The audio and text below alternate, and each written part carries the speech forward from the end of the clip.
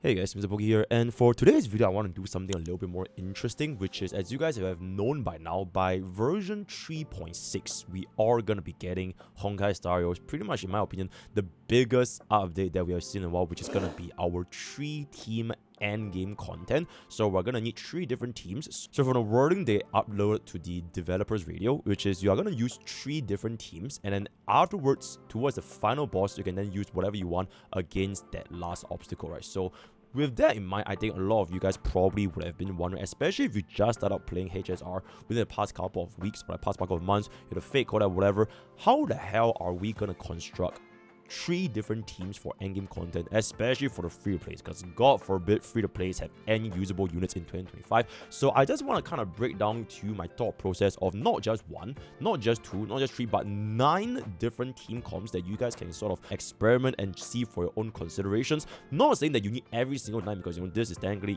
I am a content creator. I pretty much have almost every single unit in the game except for casters, right, because I have morals. But I'm just going to be showing you guys exactly what are some ideas you can take into these like 3-team endgame content, because I don't really know what the endgame boss is going to be like, and I don't really know what to expect for like the mechanics, because for all we might know it's like a brand new endgame environment, which is nothing like Memory of Chaos, Pure Fission, or Epoch Heroes, but better to be prepared and just see what kind of things you guys can construct, and also to help you guys structure a little bit better with regards to who do you need to pull in Honkai Star, or rather which of these units HSR releasing will add more value to your account, right? So the very first thing is, this is going to be my quote-unquote free-to-play team. So each of these 9 different teams, I've basically labeled them in a format of your different supports, because this game is fundamentally Honkai support. So every single one of them, they are fundamentally tied to a single support, and then after establishing your support, you can then branch out into your DPS, and then for final so you can run a sustain, or if you want to be Phainon, you can run sustainless. So that is pretty much the rough idea, right? So for the very first team, this is not just representative of Ting Yun. You could consider units such as, for example, like your Bronya, or for example like your Pella. Like if you really have like no other alternatives that you absolutely cannot use any limited sustain. First of all, I am absolutely shocked that your account do something like this. But second of all, just expect that to be a huge amount of difficulty, because I don't think I've seen like a single team in 2025 which uses pure like free units in this scenario, with like Pella, Bronya, Ting, etc. And you slot in the last slot for sustain, last slot as well as a DPS, right? So maybe back in version 1, this was like the very launch of the game, when the game was just starting out, when we only had to go up against 40 cycles from Memory of Chaos 10 and all that kind of stuff. But now after like I think we're going into the 2.5 year, almost like 2 3/4 year territory, endgame content have definitely developed a lot more, and players' account would have definitely developed a lot more as well. So for players that, for example, you have been playing this since day 1, I don't think this will ever concern you, because there's no way your account looks something like this. For players that literally just started out playing Honkai Star, right? So me personally, from the way that I would want to structure out this team is, you wouldn't need to worry about it too much, because you have missed out on every single support, and it's a little bit unfortunate that you just missed out on the Tribute and Sunday banner. But assuming that you watched this video today and you just started on, let's just say for example, version 3.5, like hysilens, all that kind of stuff, you can still make something to go with a team that you can focus on working towards the eventual 3-team, right? You're probably never gonna even touch the 3-team endgame content, especially if you're a new player, because God forbid, I don't even think you can even clear Memory of Chaos or like Pure Fiction, because the 3-team endgame content from the wording, you need to clear every single endgame we have right now in maximum stars. So it's really just like a little bit more of a cherry on top of the cake scenario, where after you clear everything, then you can go ahead and challenge this brand new endgame difficulty, and maybe you can get some of the cosmetics and skins, everything. So definitely not something that brand new players, free to play especially, should even consider on tackling, unless you are gonna be spending an copious amount of money just for the sake of like this kind of like FOMO skins or whatever. So to each their own. But me personally, if you just start out playing, this trio is more or less gonna be a pretty ideal start. After you unlock Amphorius, you can probably swap out either Bronya or Ting Yun for your RMC or HMC over here, right? For me, when I started on my playthrough, I did unlock the HMC first, because Super Break in Pure Fiction, or rather Simulated Universe, it was very straightforward, especially with all the SU buffs. And then eventually, when you get into the RMC, when you finish your Amphorius and everything, then you can swap this into Mimi, and Mimi just makes almost every single 3 DPS work as is, which is why I think the most important thing to consider, especially if you're a new player, the most important thing in my opinion that you should consider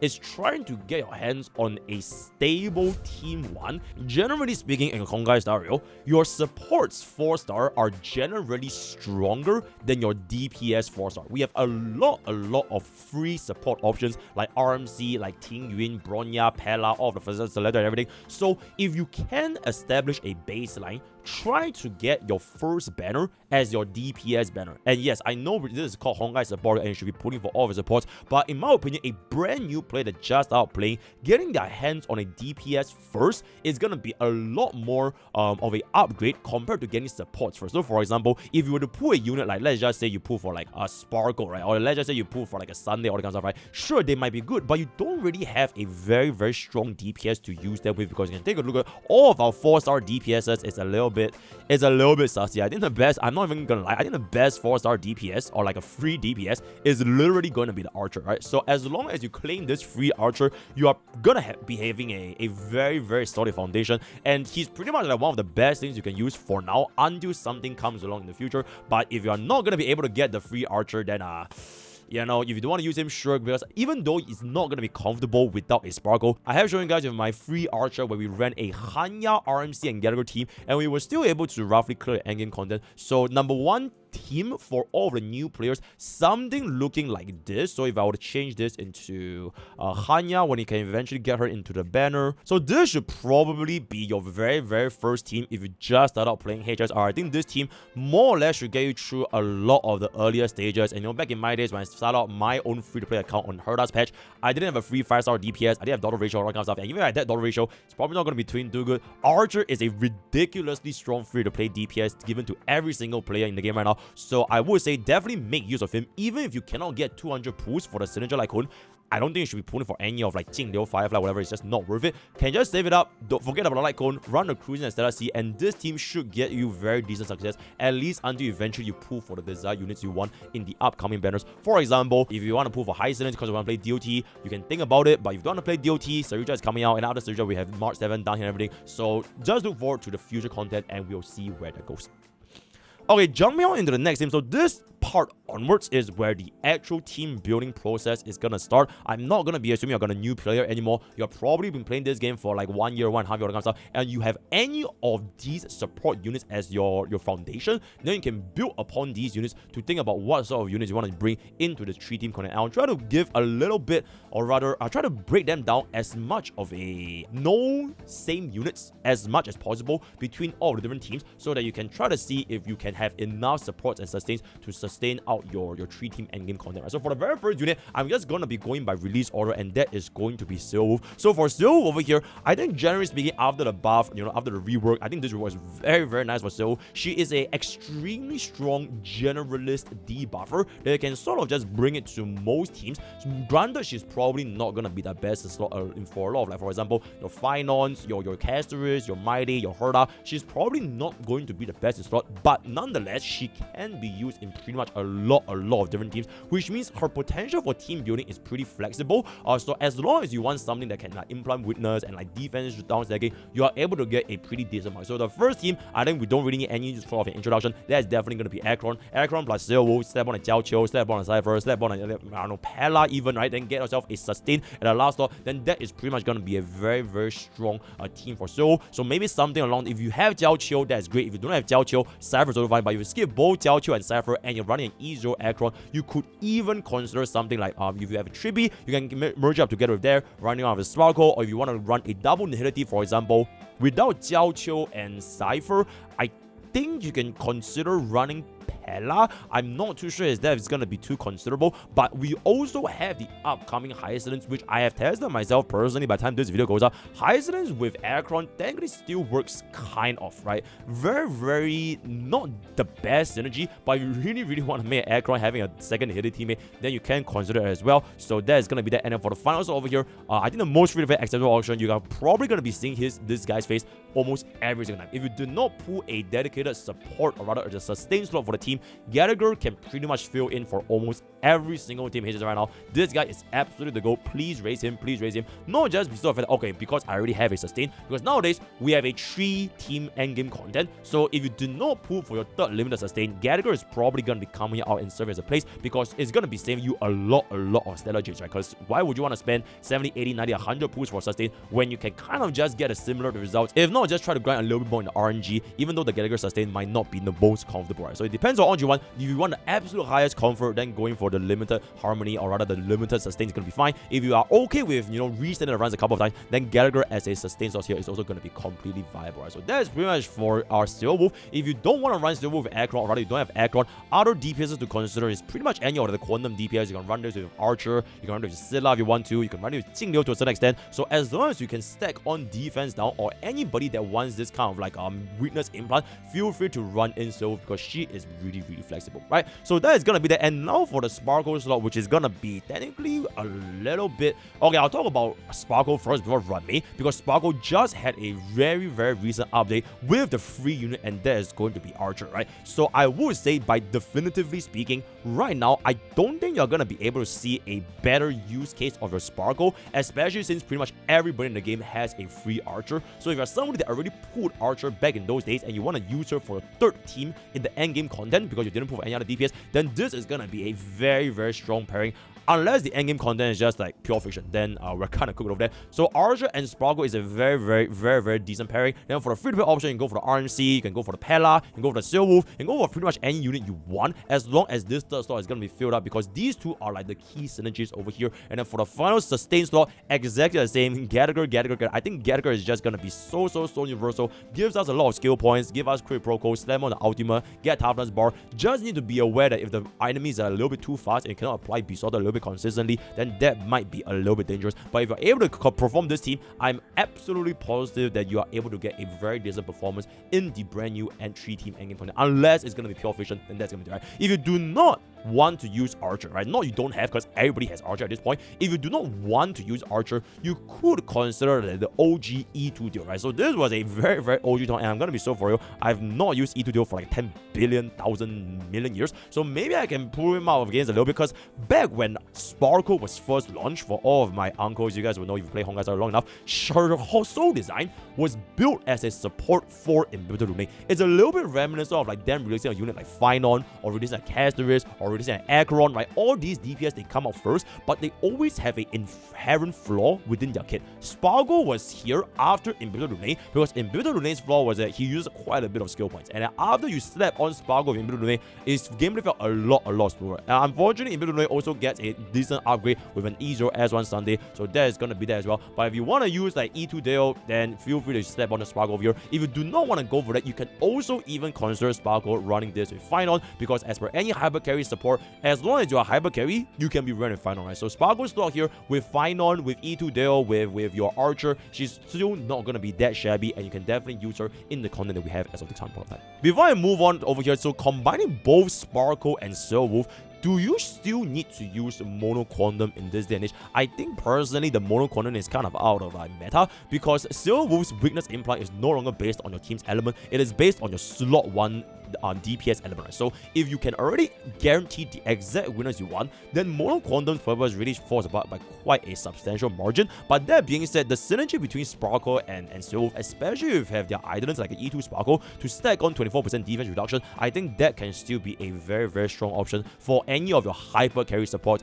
especially if you're going to be using them with a Sparkle crit damage boost, right? So something to consider if you really want to. So that's going to be that. Alright, now this is going to be, I think everyone probably has a Ruan Mei, because you either probably put Ruan Mei way back when she launched in version 1.6, or you might have claimed her with the brand new free gold companion token thingy. It's either going to be a Ruan Mei or a Luocha. Please don't tell me you pick a Luocha. Or if you have still not used that yet, that is great. But if you assuming that Ruan Mei is going to be in your account, which most likely 85% of the world should have Ruan Mei, because it is one of the most highly owned units in the entire HSR, then the team building for option for Ruan Mei is honestly absolutely substantial. So the most obvious part, right? The most obvious is definitely going to be Fugue, and that is going to be our super break department. So slap on a Fugue, slap on a Ruan Mei. You know, if you do not have a Fugue, getting in the, for example, the HMC over here. So if you do not have Fugue, getting in Ruan Mei, HMC, get yourself a sustain, for example, or if you're going to be getting yourself like a Ling Sha or a Gallagher. So once again, it's going to be Gallagher over here. And if you do not want to run a sustain run, you can also run a sustainless run by taking away Gallagher, slotting in a Fugue yourself over here. And then final slot, it can be any of the break DPS. It can be Firefly, it can be Rappa, it can be Boot Hill. As long as it's going to be a super break DPS, they are pretty much going to function as is. As of right now, even though super break is kind of falling off a little bit more compared to their heydays back in version 2, I think you can probably still use them unless they make the brand new endgame content completely locking you out of every single type of smart mechanic to completely just, like, I don't know, kill super break. Then that's gonna be a little bit unfortunate. But until that happens, you can definitely still use super break. And I kind of just want to see where the endgame content is gonna be like going forward, right? So that is gonna be that for the super break department. If you do not want to use Ruan Mei super break, that's also okay, because actually nowadays Ruan Mei can be used with a pretty substantial amount of different teams, even if they're outside of super break. Maybe it's not good the best in slot, but it is still gonna be usable. For example, if you want to run Ruan Mei with, let's just say, like D Herda, right? Because you don't have a Bubbin, you don't have a Trippy, you don't have a Sunday. If you really still want to run Ruan Mei with D Herda and, for example, like let's just say a Nexa dual DPS, because she does have the AoE res down as well as the damage buff, it is still gonna be workable, right? And another example, if you do want to run this, Phainon can also be used with Ruan Mei. But even though Ruan Mei herself, she doesn't really directly buff Phainon all by that much, but because of the fact that the damage amplification you're gonna be getting from a sustainless run, slapping on a Ruan Mei, then getting like a Bronya on King Yuan or a Spargo or Bronya or like a Bronya RMC, this team can still deal an absurd amount of damage, especially if you add on a Ruan Mei, which you can deal toughness bar damage a lot faster. Your sustain pressure might actually go down because you're going to be using Ruan Mei within this final sustainless team, right? So other from that, then we have the classic DOT. You know, when the brand new DOT version comes out, if you do have yourselves a Black Swan and Kafka, and you tell yourself, okay, you know what, I'm going to skip hysilens because I already have a Ruan Mei, I think they can still be workable, especially following Kafka's rework. But if you want to run, like, for example, a sustainless DOT, getting in hysilens for the slot of 4 here is going to see them do absolutely insane damage by the time you guys see my Zero Cycle video coming out, right? If you do not have any of these and you want to play DOT, Kafka is absolutely going to be the priority. And if you really want to, you can pretty much just forget about Black Swan and get your hysilens here, then get yourself a sustain. If you already have a Ruan Mei and think, okay, I didn't pull for Black Swan, I don't want to care about Black Swan, then, you know, it can still be workable, right? Then outside from these two team comps,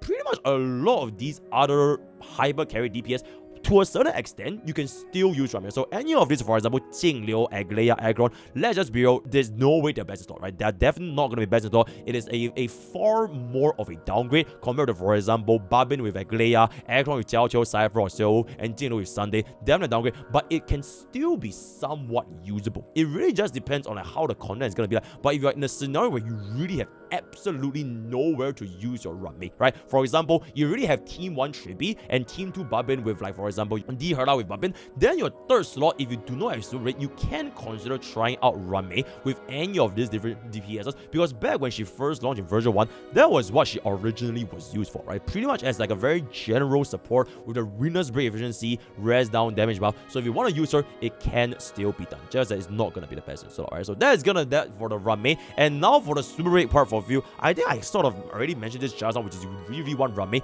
If you do have yourself a super rate angle, getting in Fugue alongside with Ruan Mei, and then if you were to add on the Harmony Trailblazer over here, so let's just say you're going to be getting RMC and then you're going to be getting Ruan Mei. So let's just say you're going to be getting your HMC as well as Ruan Mei into your Fugue. This stainless break team is honestly really strong and can kind of run anything. But if you're going to be facing a sustained pressure, then getting in your Ling Sha over here as like your pseudo sustain slash DPS for your break is also going to be workable. It really just depends on what the final environment is going to look like, but this is the general archetype to run through a super rate team in Honkai scenario. Fugue plus Ruan Mei plus HMC with a sustainless. If you want to run with a sustain, you're probably going to be benching your HMC, because a lot of different teams, they also want RMC, right? Because at the end of the day, if you're building 3 different teams, try not to use overlapping units between each of these teams, because, you know, you can't duplicate them. So assuming they're going to be using RMC in another team for team 1 or team 2, then getting in your Gallagher or Ling Sha over here, then slotting in the RMC slot with an actual break DPS should still be able to function. But I just don't really know what I am going to do tomorrow. So that is going to be that for a Fugue as well as, generally speaking, super rate. Then jumping on into this team. So this is where the big boy is going to start coming out Sunday.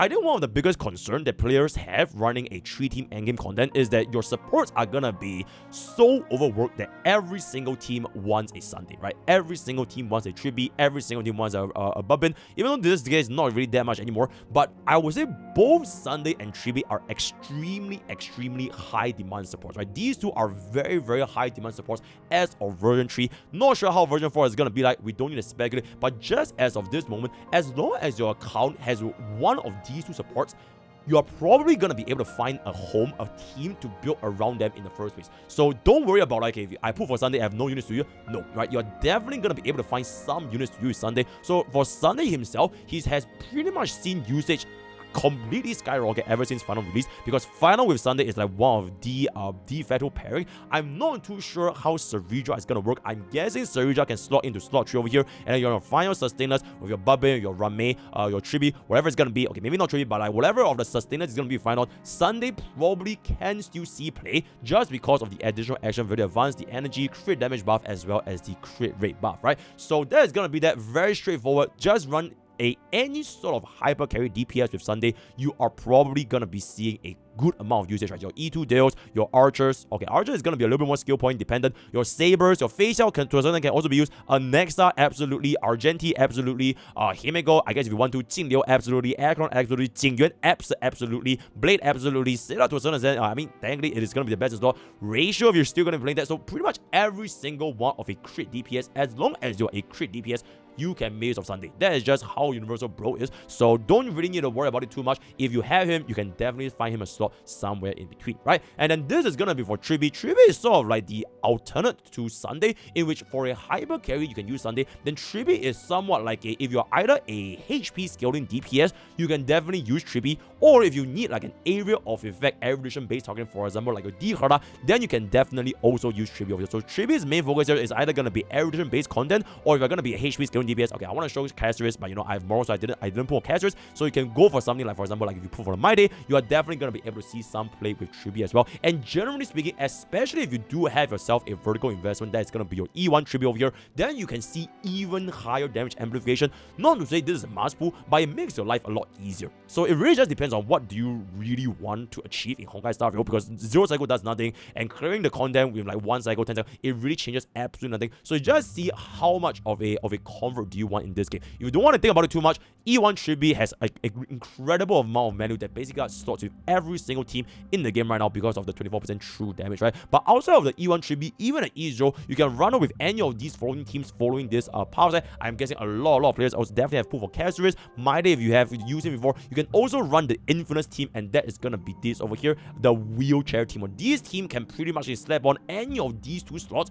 You are gonna be able to go to go. Ideally, you get yourself a Cipher as a slot 3, which is what I deem as the tricycle team on one of my earlier videos somewhere over here. If my editor can find it out, a Honkai style team building is there. This team literally makes every single DPS in the game clear like the previous MOC within 3 cycles. I think 3 or 2 cycles. Every single, even Arlen cleared the previous MOC Hule in 2 cycles, which was absolutely ridiculous because this team is just so synergistic. So if you want like a brainless way of going about team building with Trippy, then you can pretty much never go wrong running this exact same team comp, right? But ideally, you also want to consider your team 2 and team 3, so try to separate them out a little bit more. So for example, if you're going to be using Sunday with, let's just say that you're going to be using Sunday with D-Herda, and you really want to run D-Herda with, for example, Nexa, then you can just consider slotting a D-Herda into this team over here instead of slotting off the Sunday, so the Sunday can actually open up his position a little bit more to, for example, like your Phainon, your E2 Dale, your Acheron, your Phainon, whatever sort of hyper carry is going to be, then that is going to be there, right? And then second, lastly, this is going to be our Cipher team. Cipher acts a little bit similarly to Silver Wolf, in which she has a huge amount of damage amplification from the true damage patron, as well as the vulnerability and everything else in her kit. So ideally, as of this point, she is also going to be paired up with Acheron. So for example, a premium Acheron team is probably going to be replacing the Pala slot, and then you get in your Cipher to look something like this. And if you have a higher scene, select on the higher scene here, then that is going to be pretty much one of Acheron's E0's baseline strongest team we have as of this current moment, right? If you do not want to use Cipher with Acheron because you don't have Acheron, you can kind of also just consider her as like a Silver Wolf. You can slot her to pretty much any team you want. You can slot your Castris, My Day, day, anything is going to be, because true damage doesn't really give a shit about like, attack, HP, or skilling, or whatever it's going to be. As long as you deal damage, she's going to be there giving you the additional utility that will be added to your entire team. But I do understand, you know, at least from what I've seen, Cipher has the lowest banner sales in HSR, like second lowest ever. I think it was like the most lowest was like Doctor ratio. So a lot of people definitely skip Cipher. Not saying that you need Cipher, just know that you're not really missing out too much because she is a very generalized usage similar to Silvo. So unless you absolutely want to make Aggron like the strongest possible team,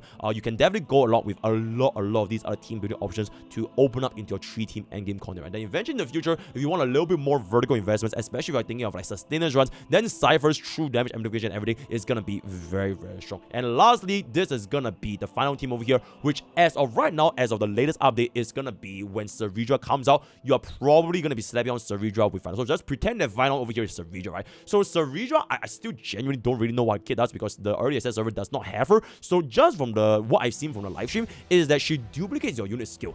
Other than Phainon, a Nexa, and Archer, 2 of these units of which is going to be very recent, you are probably going to be seeing a little bit less synergy for Ceridra with a lot of these other hyper carry support. So if you want to compare Ceridra as a hyper carry support to a unit like Sunday, Ceridra is going to be a lot more niche, in which you want to focus on high skill usage frequency, right? Your Nexus, Archer, and Phainon, they are the excellent example of high skill usage. So maybe Ceridra can be used with Doctor Ratio, because every time Doctor Ratio is a skill, he flies off a full-up attack, right? So maybe that could be a potential if Doctor Ratio's damage multipliers even comes up by then. But other than that, I do want to see how she's able to synergize with a lot of these other units that may or may not be hitting as frequently or as painfully as compared to Archer and the Nexa, right? So for example, Jingliu, Di Herta, Scylla to a certain extent, I don't think E2 is good. I actually do wonder what's Ceridra's mechanics with QQ. Do you get like a free towel? We'll see how it goes, but yeah, so a lot of potential with Ceridra when she actually comes out, so I'm just gonna wait and see. But I know definitively speaking, if you are going to be a Phainon main, right, you already put Phainon last patch and you know what is the best bang for buck synergy with Phainon this slot, I really don't think you can go wrong with putting for Ceridra, especially if you skipped out on Sunday, skipped out on Bronya, skipped out on Trippy, skipped on every single support because, you know, you just skip on everything. You only want all-in Phainon, then Ceridra should be bare minimum a very strong contender with Phainon. I do foresee a problem potentially, which is if your Ceridra amplify Phainon's skills, right, especially your enhanced skill, because Phainon's whole auto mechanic is limited by his turns. I've already seen this problem sometimes when I was doing my early access server with Phainon, is that he is in a very awkward position where you don't exactly zero cycle the first wave, and if you zero cycle the first wave, you might not have enough charge to go into the second wave.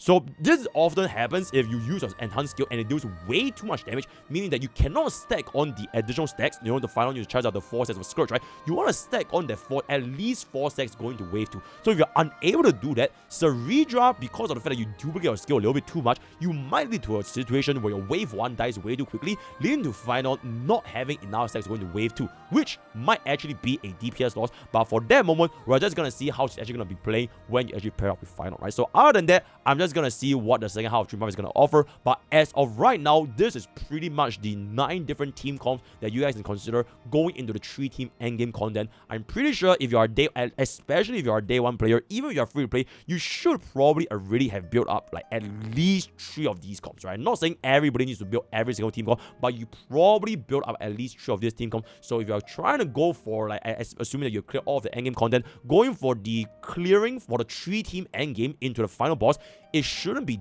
that big of an issue unless they make the endgame like ridiculously difficult, which me personally, I like a little bit of a challenge, right? I don't really want HSR to just press one button, just use the meta units and just clear everything. I kind of want to see where are they going to take this, but this entire video is just to help you guys prepare a little bit more to work into all your different teams that you might be bringing up in the future. So at this point, if you have any questions as to who should be pulling, all of this kind of stuff, feel free to leave a comment down in the YouTube comment section or just join our Discord, because I can't possibly answer every single different team. I play this game way too long because HSR shield. So, yep, that is pretty much gonna wrap up all of the different teams to prepare for the upcoming 3 endgame content. Let me know what you guys think below. Word of the day is gonna be 3. Join Twitch, join YouTube, join Discord, join our Patreon for anime videos. All the best for use code Pokke for use code Pokke for gamer subs. Use code Pokke for 10% off gamer subs. All the best for guys. See you guys next time. Take care.